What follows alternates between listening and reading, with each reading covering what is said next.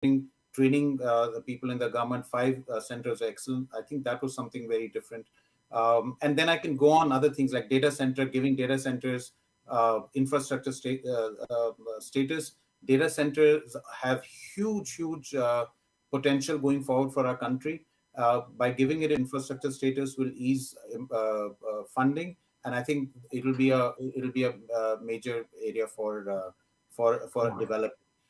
Housing side, there is a disappointment. One end, there is of course 48,000 crores put into the PMAY scheme, which is largely a successful scheme. I think that's a big positive. However, I wish the budget would have given some more incentives to people investing in housing. Housing and construction is one of the largest employers, I would say, in the country after agriculture, and any incentive to be given would have an impact. I think that the budget ignored. But I guess one end, people are happy that there was nothing done on taxation side. So maybe you can see the glass half full. Right. But I would have expected a bit more incentives, especially people investing in housing for them. All right. Anshuman Magazine, thank you so much for joining us with that perspective. Thank you so much, Anshuman Magazine. Well, Rajiv, we're nearly at the end of this special coverage, and we're going to end with a really special guest, Amitabh Kant, somebody whom I've long admired as having the ability to really push through change at a very, very sharp rate. So, Mr. Kant, thank you so much for joining us. What, sir, to your mind, would be the key highlights of the budget? Would it be that capital expenditure? Would it be the efforts to try and bring some sort of a sanity around what we're doing with cryptocurrency? What to your mind would be the major highlights? So, Vikram, first and foremost, I think this budget is extremely progressive and forward-looking because it looks at the sunrise areas of growth. And, we in India keep getting caught up in the sunset areas of growth.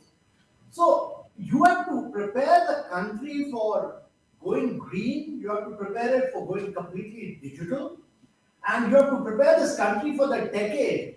And therefore, when the budget talks about AI, when the budget talks about clean energy, when the budget talks about solar manufacturing, when it talks about genomics, it really means that we are getting into a completely new era of growth. And it's very important to highlight this point, that the budget takes you into the sunrise areas of growth, which is very, very critical.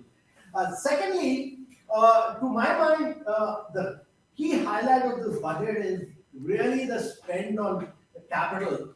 The capex spend, which sees a very sharp rise, 35.4% increase, from 5.4 lakh crores to 7.5 lakh crores.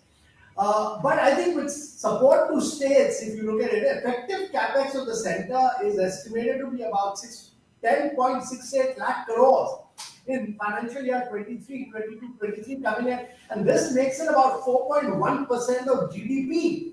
So capital investment holds the key to speedy and sustained economic revival and consolidation through its multiplier impact.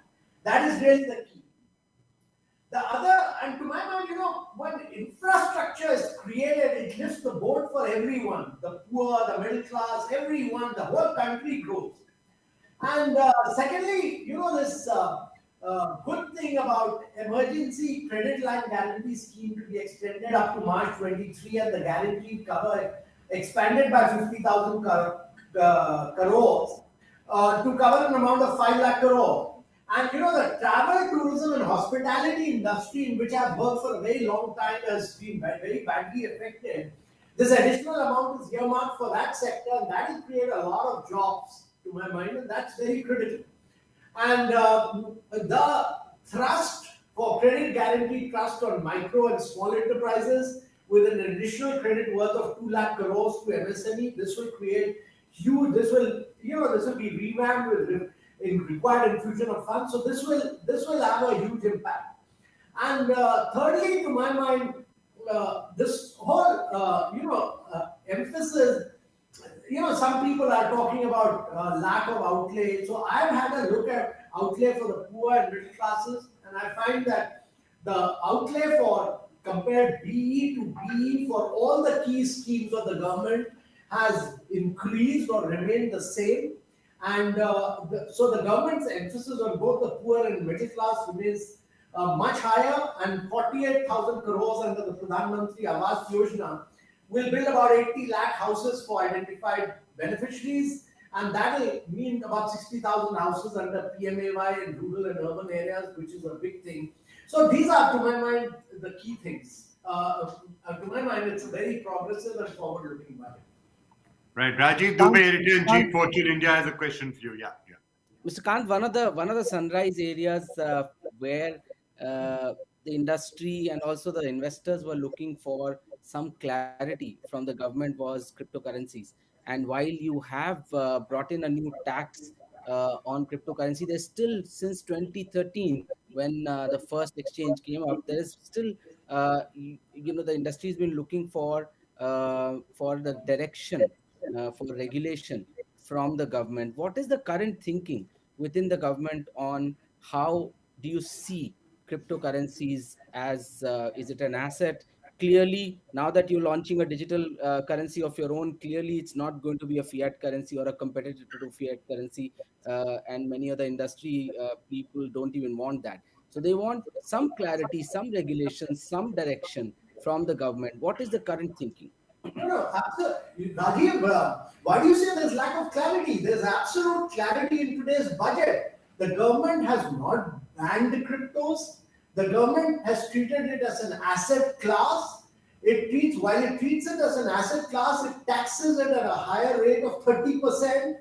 And it has not gone in for banning cryptos. It defines it as a digital virtual asset. So if you read the speech, it's very clear that cryptos will be charged higher rate on capital gains. And in addition to this, they will be regulated. Once you start taxing, that means you'll have a regulatory mechanism, whether it's some aspect of it will have to be regulated through RBI, some aspect of it will have to be regulated through SEBI, but a regulatory mechanism will definitely follow.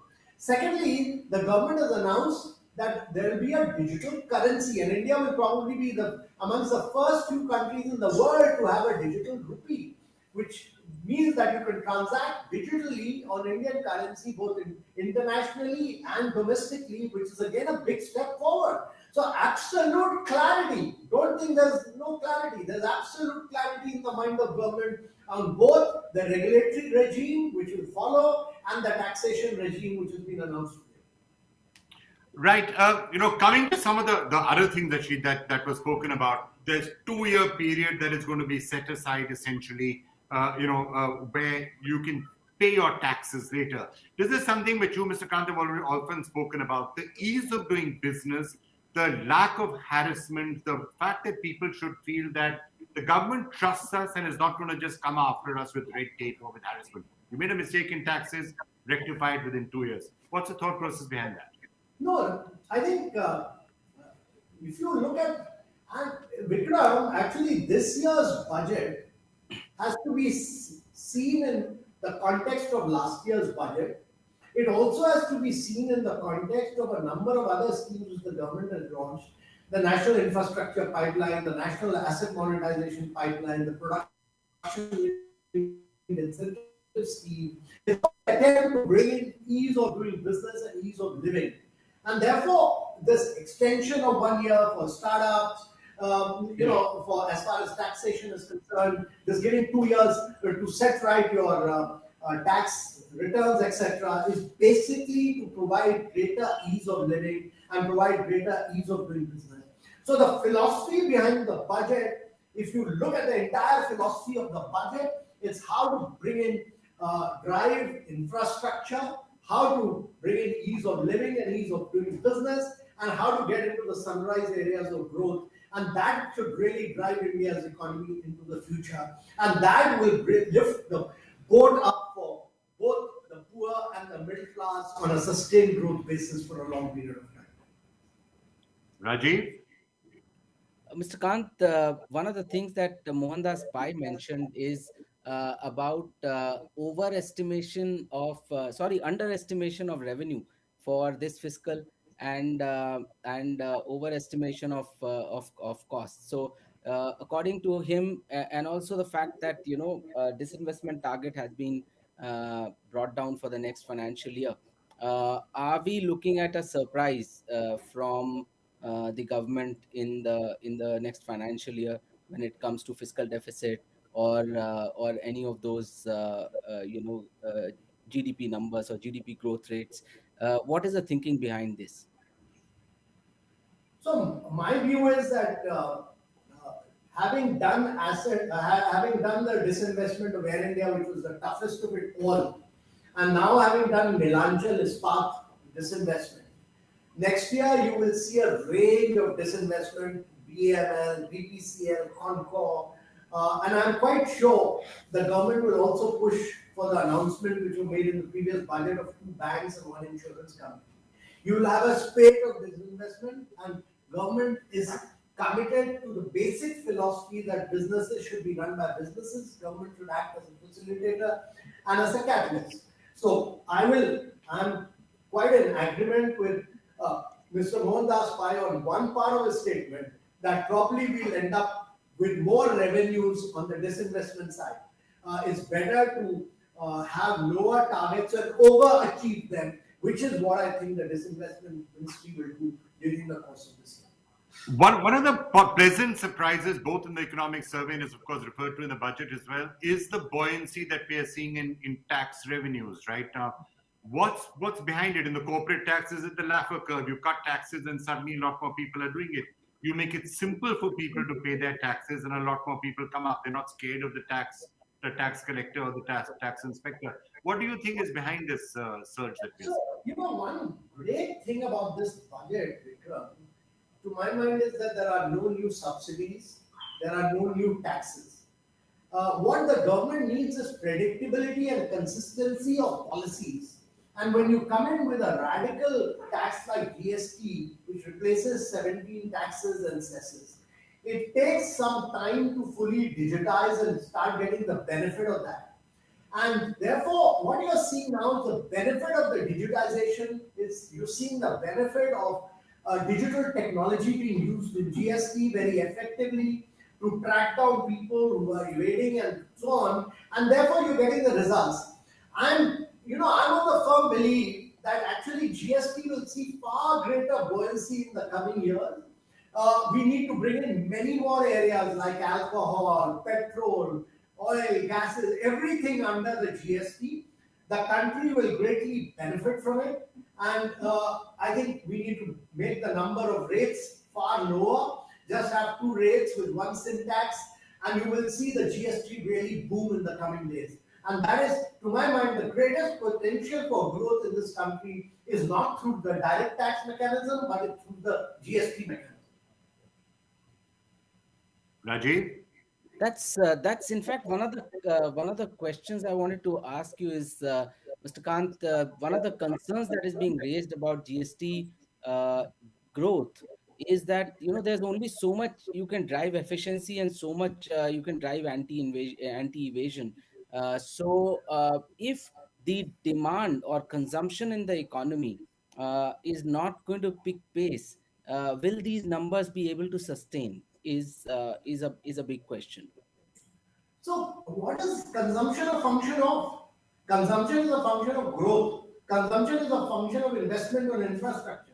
Infrastructure drives growth, it drives investment, it drives savings, it drives lifting of people above the poverty line. And that is what this budget has done. The focus of this budget is clearly on infrastructure. And to my mind, what it now does is puts a huge onus of responsibility on civil servants to structure projects, ensure that land is available, ensure that projects are rolled on, ensure that there are no time and cost overruns, and deliver these projects on ground.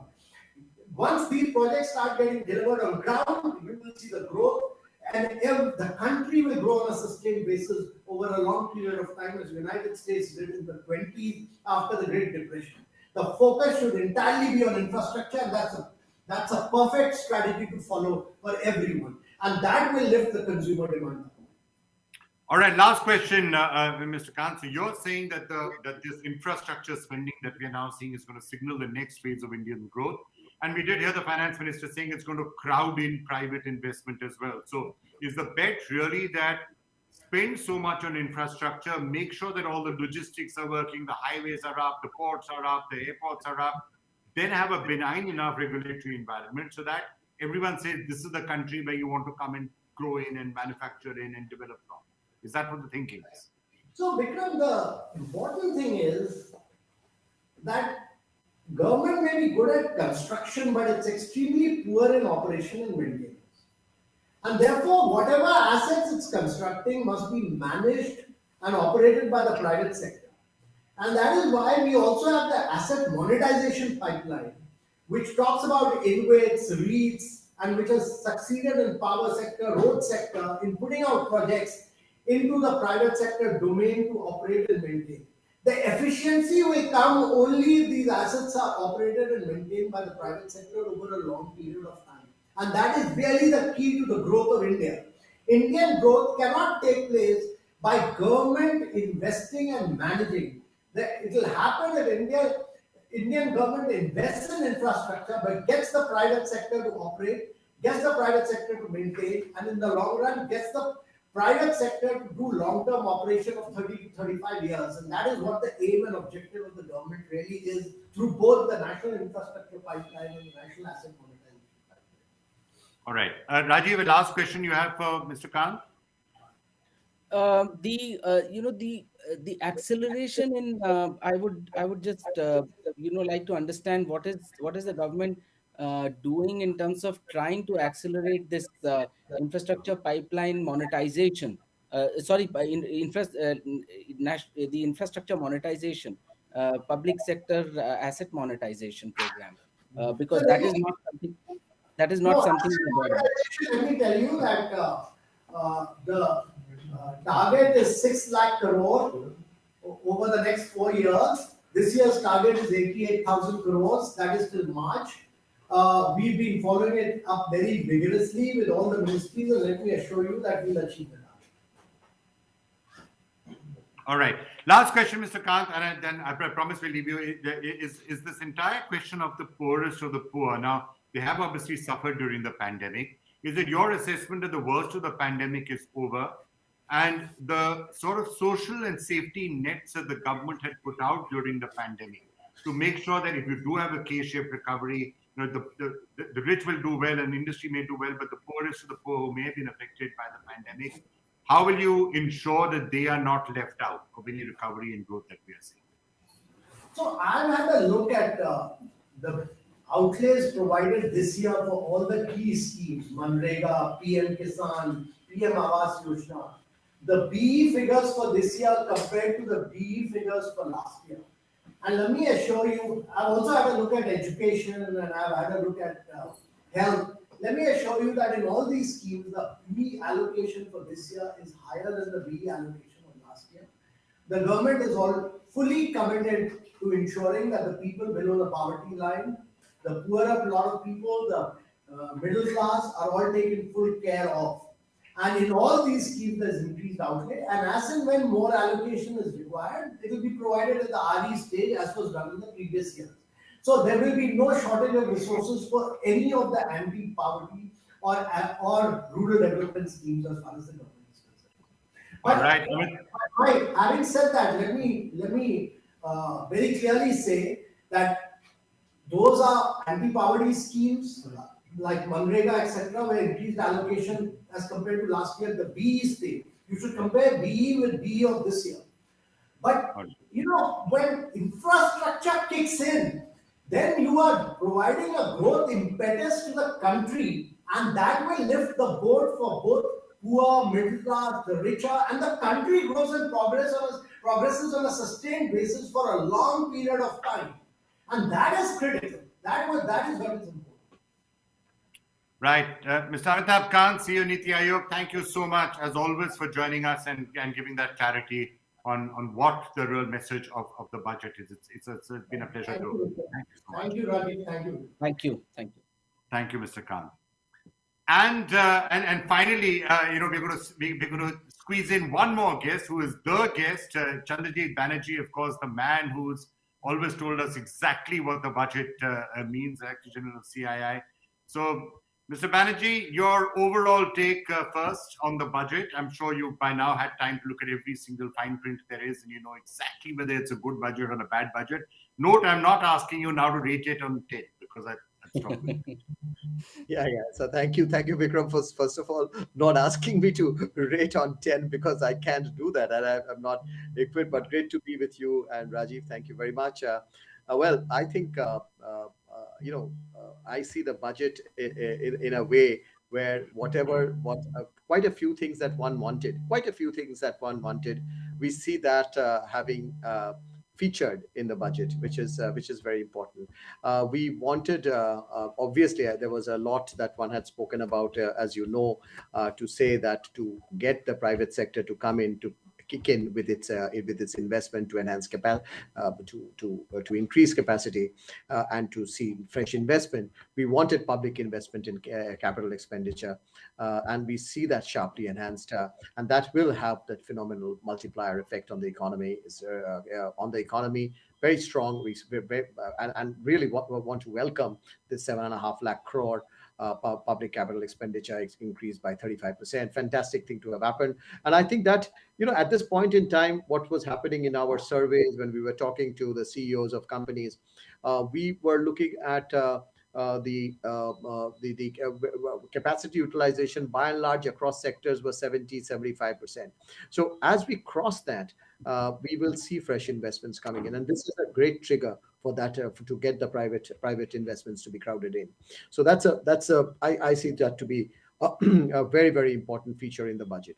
Second, I like in the budget, Vikram, Rajiv, one very important feature where I see certain elements of futuristic. Of course, Finance Minister talked about Amrit Kal, 25 years, and you just heard the Prime Minister also talked about a futuristic one. But I like it because it talks about, it lays the foundation stone of a future economy, so to say, a circular economy, a green economy, a digital focus, the tech, all of that. The third point, which I liked, of course, and which I'm seeing everybody else talk about, and I won't expand much on it because I'm sure everybody else has done it, is infrastructure, Gati Shakti, connecting the rest of the country. You see, the entire country, coastal, hinterland, rural, all of that, multimodal. I find there is a huge opportunity there again for economy to be enhanced and the country to be infrastructure being such an important area, which triggers so much the multiplier effect, etc., etc. So that's something which I really like. And the fourth feature, which we have been talking a lot about, has been the entire piece on fiscal. And I find the fiscal deficit being contained for 6.9% for FY23 very, very welcome, and also the path of fiscal consolidation. And I see we are pretty much on the line of the glide path which the finance minister had talked about. One can go on. I mean, I like also there is a piece, if you know, there is a piece in the budget on ease of doing business and cost of doing business, and I see both being pretty well addressed, and that's something that we were talking about, ease of doing business 2.0, she said, and I think that's an answer. So, your favorite subject, Vikram, and I think the compliances and all of that, I think doing away with a whole lot of stuff. She said that we have done, but we need to do more. Is exactly what you said. I think she must have heard a lot of your recommendations very strongly, and I see that pretty much. I wish. I wish. One of the concerns in the economy, Mr. Banerjee, right now is the unemployment and the level of unemployment. So, what, in your view, will create fresh employment? And two, as long as until this private investment kicks in, until private consumption kicks in, we are really relying, besides capital expenditure, on exports. How much do you think what has been announced will be able to sustain the export growth, especially in the context of all the predictions for the next fiscal, and in fact the next two fiscals, 22 and 23, is to, in the international economy of a downturn rather than the growth. In fact, the revision is lower down rather than up. So, your first question was, yes, jobs, yeah, right, and employment. I see, of course, this entire piece, the sharp increase in the capital expenditure. We talked, that itself will be very much a big factor, which is bound to lead to public works, which is bound to generate jobs. And also, if you see an 1 lakh crore or support to the states as a new loan for state government capex. That will also give a strong, fillip. I would believe for jobs. Whenever there is so much of focus on infrastructure building, etc. As I was mentioning, there's so much of focus of infrastructure through Gati Shakti and all of that into various parts of the country, rural. So I see a lot of opportunities, of course, for job creation there. I also see higher allocation for housing, and of course the logistics sector. That again, these are two very strong employment creating sectors. Again, we know that you saw in the budget that in two sectors, actually she enhanced the PLI scheme, which again is one way of seeing Philip, to jobs. And I'll come to your next point on exports that has a link with it.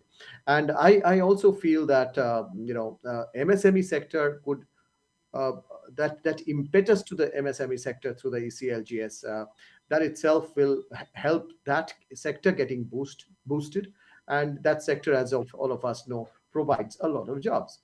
Now, on the export side, if you know, so exports, of course, as you know, has been a very good story over the last couple of quarters. But I see what's happening on the export side. One is very, very, I would say, think that I mean, it's cautiously, I would say, and very carefully, so that there could be many repercussions of doing that hastily in one go. Is the customs duty side, if you will really look at in certain products which we need to manufacture world class goods. And so she has worked on that pretty prudently, I would think. And I would see that would really help in our exports, or our products getting much more exports ready, and therefore that's very, very much necessary. We're given the geo-economics. I think that is and the growth that we are seeing in certain geographies. That was very important. The second part again lies in, the answer lies to your first part of the entire piece that we were talking about. We need our we see our products are so very competitive till it reaches the factory gate. When it leaves the factory gate and goes to the port, that's where the disadvantages sets in. And focus on logistics, focus on infrastructure would help us get into a much more competitive export that the costs really comes down and makes us competitive. I would like to see it from that prism, and I'm sure that will help us sustain exports, or rather grow on exports. For example, all that we need to do is to get ourselves more competitive vis-a-vis the rest of the world. And I think that's important, through cost of doing business, through ease of doing business, through logistics, through infrastructure, help us do that. And I think that's what exactly I see quite a bit of that in the budget. So, we've had the Prime Minister directly asking you and asking CII, give me more suggestions, tell me what I can do. And as you rightly said, some parts of that are being addressed. A lot of what you're talking about, the infrastructure, the logistics, the highways, we had the finance minister saying it today also, that if you get this infrastructure spending going and the capex spending going, it crowds in private investment. Budget's not a one-day event. There'll be a lot of conversations now that will continue to happen. So what are you now going to be going to the government with and saying, here are the 1, 2, 3 things that you still need to do if you really want to kickstart the India story?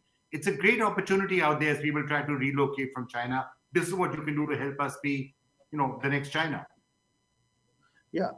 So I would think that as I touched upon the entire area of ourselves becoming well connected. There are let me try and break this up into 2 or 3 compartments. Number one, I would really like to see that ourselves getting more globally integrated, and that global integration takes place at the beginning of it. I find very well done by her, by addressing to get certain such some of our capital goods, etc., at the best possible stuff for us to get to manufacture and to make us competitive. So I would say the next step is to really continue that trajectory, continue that trajectory to help us become more and more competitive. You have given us step number 1, but there is step number 2.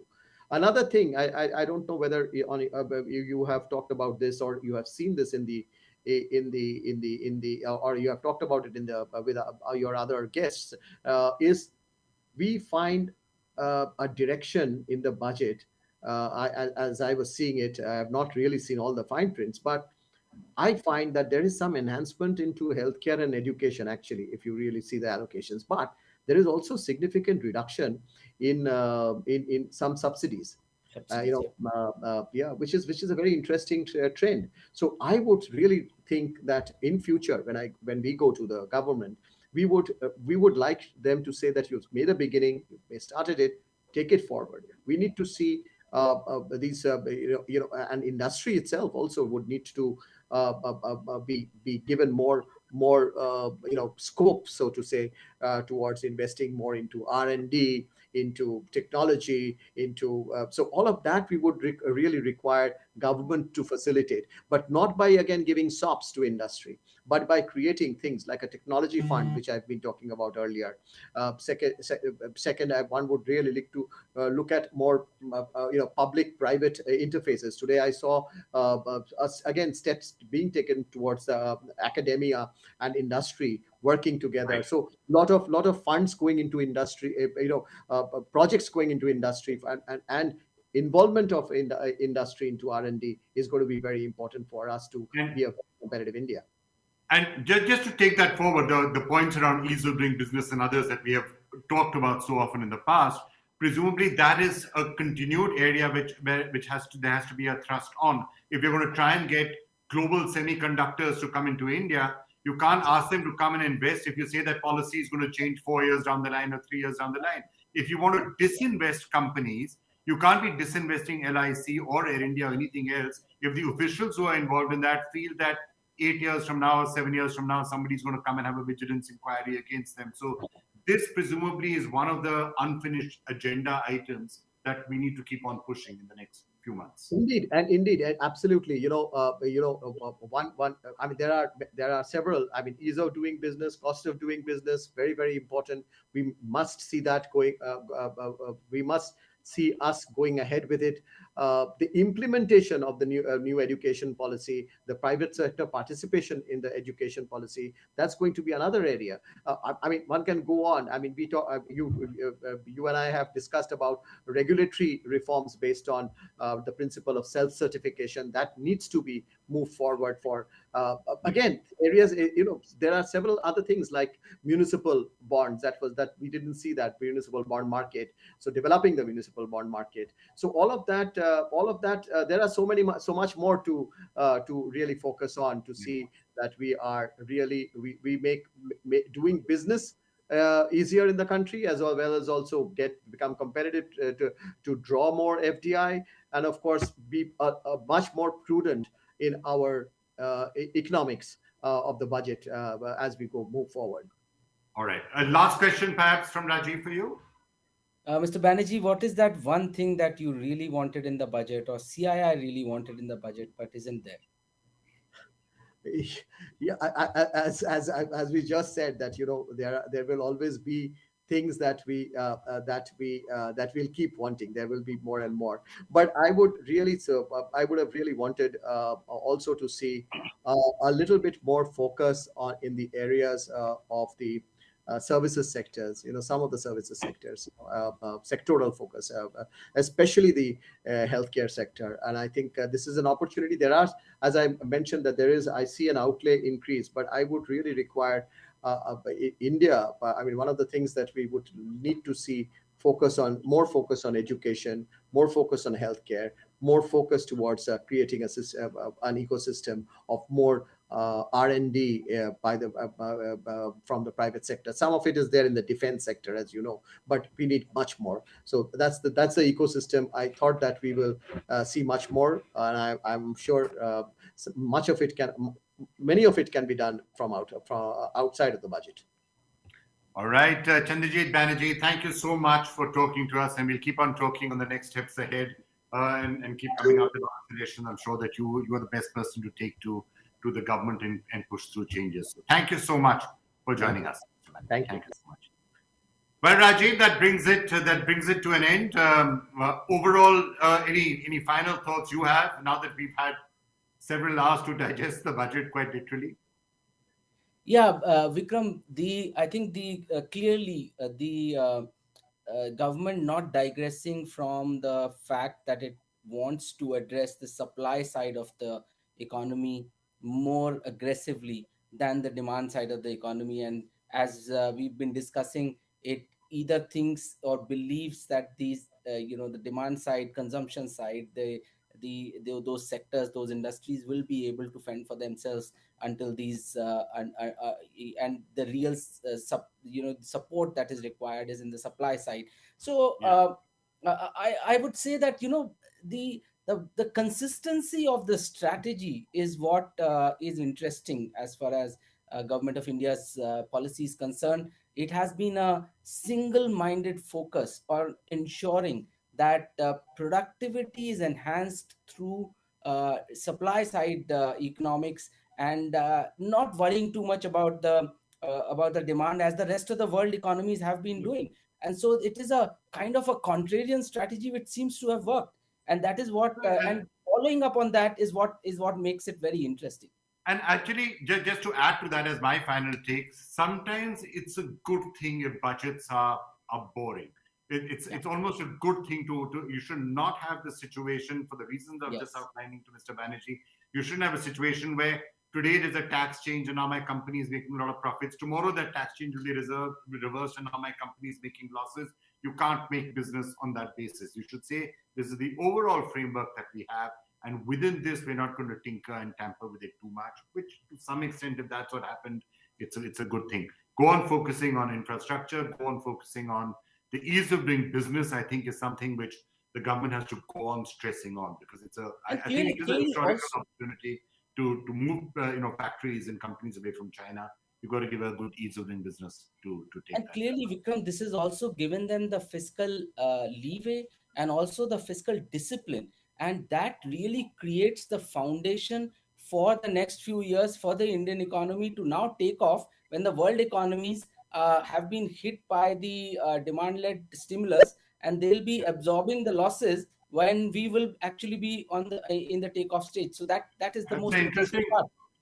That's an interesting way of looking at it. Let's see what happens. Great doing this with you, Rajiv. And I think that's what we're going to have to say goodbye to all of you from the Fortune India and Editorji teams. Thank you so much for watching.